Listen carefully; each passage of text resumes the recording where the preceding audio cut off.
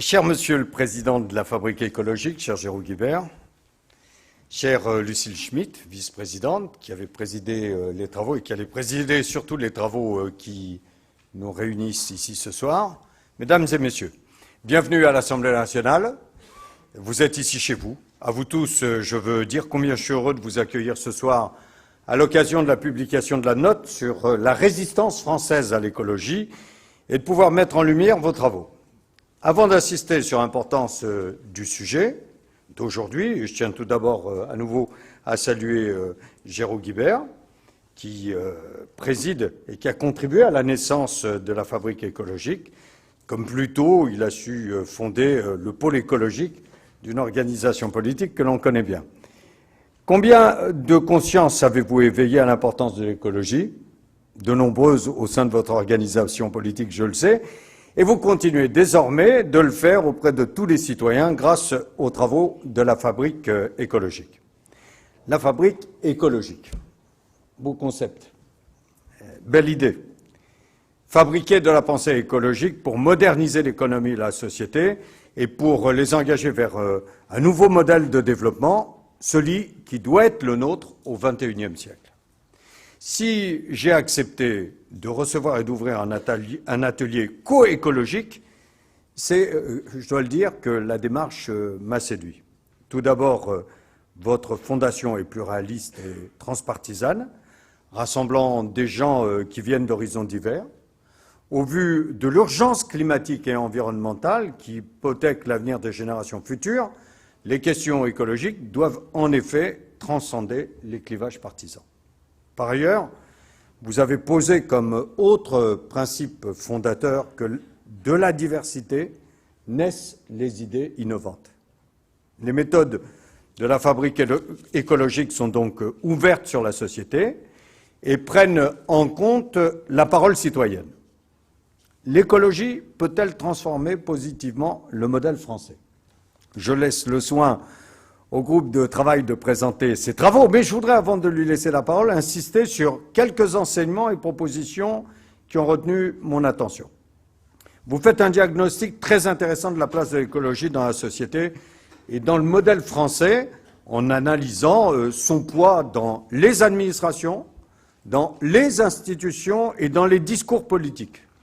Vous dressez un bilan et une évolution de cette place en éclairant notre présent à la lumière du passé.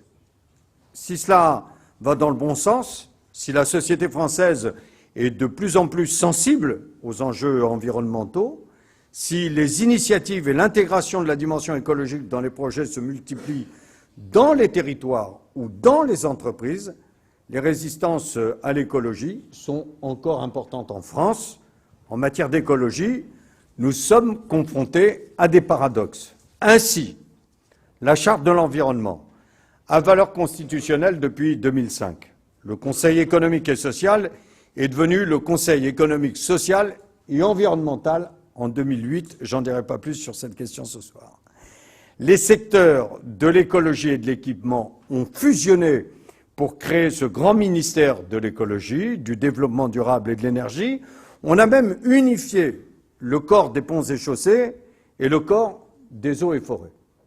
Ainsi, on a organisé un grand débat national sur la transition énergétique.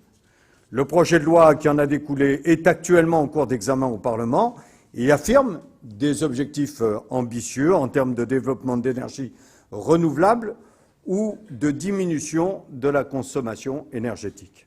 Et pourtant, l'écologie est malheureusement encore trop souvent vécue comme une politique sectorielle à côté d'autres, voire comme une politique secondaire ou un luxe qu'on ne peut pas s'offrir en temps de crise et qui doit être relégué, après les priorités économiques et sociales, à l'image de l'alimentation bio, qui reste l'apanage de quelques privilégiés. Il reste, par conséquent, du chemin à parcourir pour aboutir à ce grand sursaut où chacun comprendra que l'écologie est la solution pour résoudre la crise aux nombreux visages que nous traversons, économique, social, environnemental et même d'aménagement du territoire et démocratique. La transition écologique a toute sa place dans la réponse que nous devons apporter durablement. Pour réussir, et vous l'avez très bien démontré, l'écologie doit être transversale, elle ne doit plus être une direction distincte au sein de l'entreprise ou une politique publique à part, mais bien être au cœur de la stratégie, au cœur même du modèle économique et social, et être la clé qui ouvre toutes les portes, qui guide tous les choix. Tant que la pensée unique considérera que l'écologie est un domaine à part, nous ne pourrons pas réussir collectivement et globalement la transition écologique.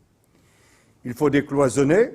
L'écologie doit être au quotidien dans tous les domaines de notre société comme facteur de développement. Comment cela doit-il se décliner? Dans l'éducation, par exemple, nous devons adopter de nouveaux modes de vie, mais si nos formations n'évoluent pas, nous ne pourrons pas changer les comportements. Ou bien, dans nos instruments de mesure, le PIB est un indicateur utile, mais incomplet, qui ne révèle pas l'accroissement des inégalités sociales ou les dommages environnementaux. Ou encore, dans notre fiscalité, celle-ci est un instrument, comme l'innovation technique. Il ne s'agit pas d'ajouter de la fiscalité écologique, mais de revoir globalement le régime fiscal. Cher Géraud, nous avons un ami commun, Philippe Martin, qui résume cela en disant que tous les ministres doivent être des ministres de l'écologie. Comme vous le préconisez, pour vaincre les résistances, c'est un profond bouleversement qui est nécessaire.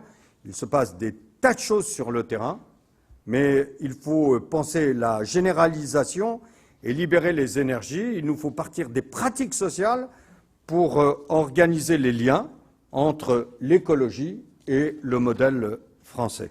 Enfin, et surtout, il faut organiser une démocratie écologique où l'on revoit les modes de consultation et de décision citoyens dans les territoires où le dialogue environnemental est au même niveau que le dialogue social, avec les questions de représentativité qui en découlent, où les écologistes n'ont certes pas le monopole de l'écologie, mais où ces questions sont toutefois portées avec une majorité politique élargie. Vous avez eu le courage de poser toutes les questions, d'étudier toutes les pistes et de ne craindre aucun tabou. C'est ainsi que vous vous interrogez, comme moi, sur une autre manière de faire fonctionner les institutions pour réussir le changement et pour apporter les bonnes réponses aux crises multiples qui nous secouent. La question des institutions, tout comme les questions écologiques, ne sont pas secondaires face à l'urgence économique, car il ne peut y avoir de réponse que collective aux problèmes que traverse un pays. Il nous faut identifier ce que devraient être les institutions françaises au XXIe siècle pour répondre aux défis environnementaux, aux enjeux de long terme et aux nouveaux modèles de développement qu'il nous faut construire. Réformer le fonctionnement de nos institutions donnerait un signal fort que l'écologie est désormais au cœur des politiques publiques de façon transversale et en serait le garant. J'ai lancé une mission sur l'avenir de nos institutions à l'Assemblée il y a plus de 2 mois, que j'ai l'honneur de coprésider avec un historien cette fois-ci, pour ne pas tomber dans les spécialistes de la Constitution, Michel Vinocq. Nous avons justement consacré la réunion de jeudi dernier à nous interroger sur la démocratie environnementale et son articulation avec la démocratie représentative. Entre parenthèses, ici, actuellement, on essaye de le faire sous des formes différentes. Tu as eu l'occasion de participer, et toi aussi, à un des mardis de l'avenir où on essaye de se poser cette question pour imbiber le Parlement des questions qui relèvent de la transition énergétique. Et au cours de cette réunion, jeudi, nous nous sommes posé cette question de écologie et institutions, parce que ce sont des questions qui nous interrogent tous et qui méritent d'être examinées d'une manière publique.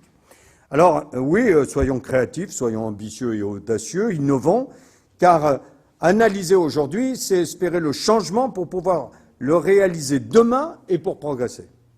Pourquoi s'interdire ces changements?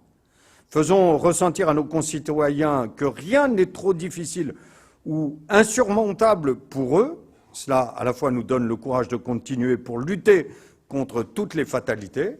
Cela aussi donne la force de mener cette bataille culturelle. En tout cas, sachez que, comme toute personne qui pense, comme toute personne qui veut mettre ses idées au service de l'intérêt général, vous êtes ici chez vous. C'est une question qui nous intéresse tous, individuellement, collectivement, que ce soit au niveau de l'Hexagone, au niveau européen et au niveau international. J'ai résumé cela d'une manière provocatrice parce que de temps en temps, il faut avoir des formules provocatrices pour faire comprendre ce dont il est question. Et je dis souvent à nos amis européens, lorsque je les reçois ici, on peut vivre avec 4% de déficit, on ne pourra pas vivre avec 4 degrés de plus. Et c'est une question qui devrait mériter, y compris des Européens, une mobilisation aussi importante que sur le niveau de déficit. Merci et à vous de jouer.